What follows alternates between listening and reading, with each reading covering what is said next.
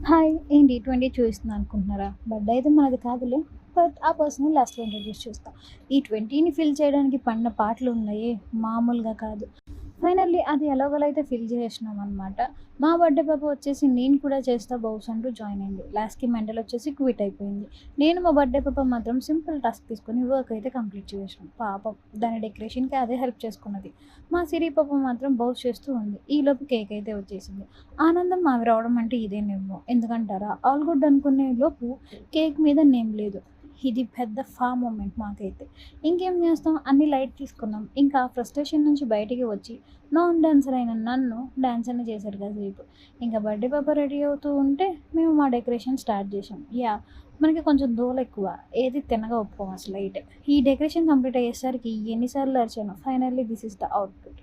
లాస్ట్‌కి తగ్గ ఫలితం ఇదేనేమో. అలా వీడియోస్, పిక్స్ అన్నీ తీసుకొని మేమైతే మా డేని కంప్లీట్ చేసాం.